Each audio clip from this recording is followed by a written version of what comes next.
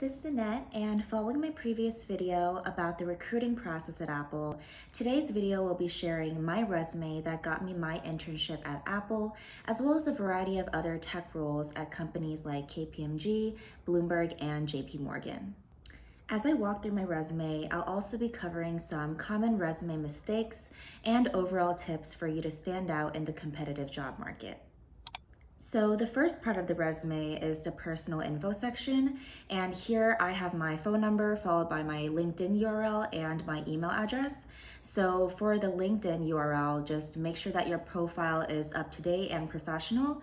And inside LinkedIn, you can also go into your settings and customize your LinkedIn URL so that it's just a little more clean and personal for your resume. As for your email, ideally it should be your school email to maintain professionalism if you're still in college. Moving on to the education section, I have listed my school, expected graduation date, my areas of study, and GPA. And I included both my overall GPA and my major specific GPA because I think it's more representative of my academic profile. And I would say the overall threshold for whether or not you should keep your GPA on your resume is probably over a 3.4 or 3.5. It depends on the industry whether or not it would be considered a major red flag if your GPA is under 3.4 or 3.5. So I would recommend doing some research before you decide on whether or not to keep your GPA on your resume. I also have a relevant coursework section where I list all the classes that are most relevant to the job that I'm applying for or the industry that I'm applying for. So since I was applying mostly to business or tech roles, I made sure to include the most relevant courses that I took related to business or data science. Next is the most important part of your resume, the work experience section. So here is where you need to really spend time perfecting your word choice and communicating what kind of value you contribute. I'm a junior right now, and since I started college, I've worked around 9 internships, so clearly I don't have all of them listed out on my resume. I think around 3 to 5 work experiences in this section is a good amount for an undergrad. So here I didn't just list the 4 most recent internships that I held, but actually the 4 most impactful ones. So this is important because not only are they the most relevant to the job I'm applying to, but they're also positions that I have the most to speak about. And what you write in the description under each position is extremely important.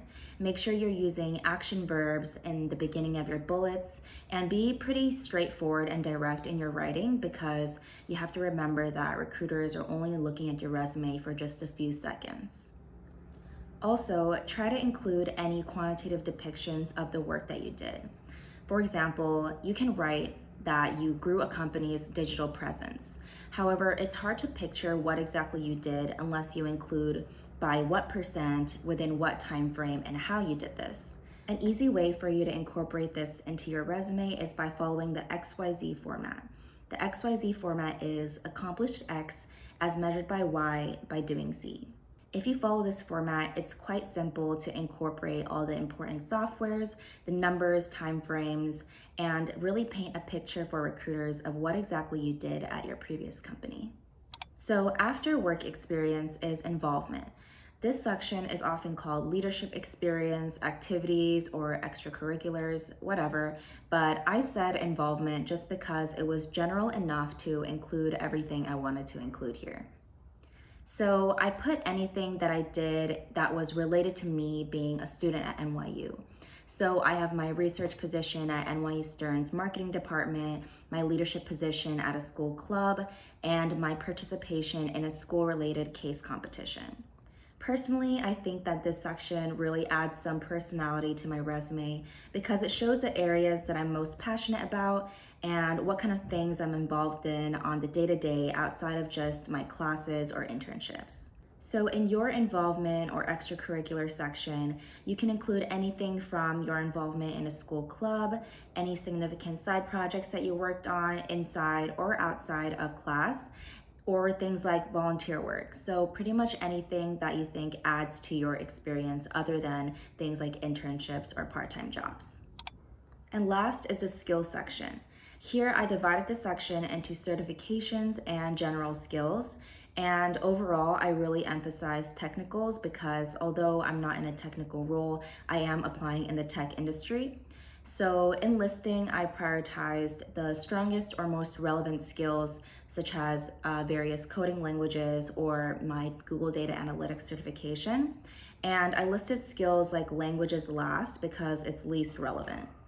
I know some people also list things like hobbies in the last section, but personally, I didn't really think it was necessary because I would rather use that space to add more actual skills I had, and I could just show my personality during the interview.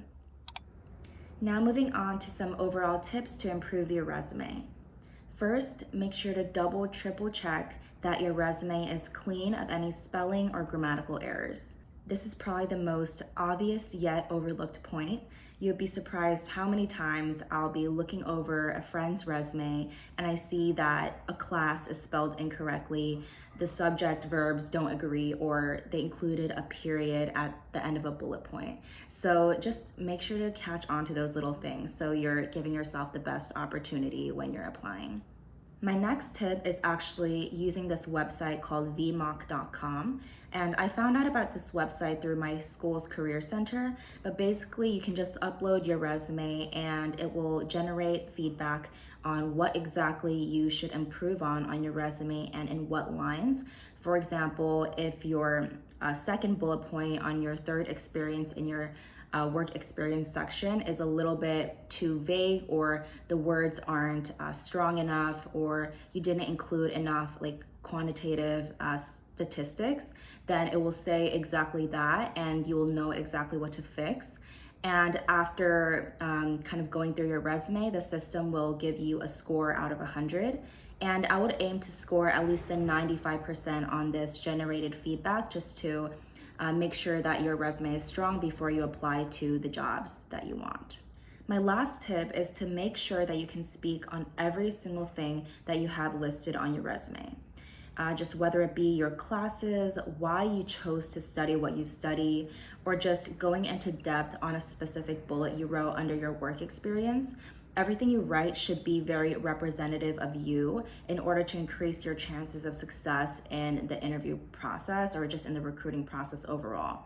And I say this because it's really easy to just list that club we weren't really part of or just kind of exaggerate on a point. But the thing is, in an interview, there is a chance that the interviewer is going to ask you about your involvement in that club, and you really don't want to risk just embarrassing yourself or looking like you lied on your resume when you get kind of put on that spot to talk about whatever you have on your resume. So just make sure you're extremely confident and just know that resume like the back of your hand, because it's your resume and it's your experiences. So you should be just aware of everything on it. All right, that was everything I had for resume tips and my actual resume that landed me my jobs. So if it was helpful or you enjoyed it, please leave a like. And as always, comment down below if you have any questions or feedback, and subscribe for more career or college related videos. Thank you for watching. Bye.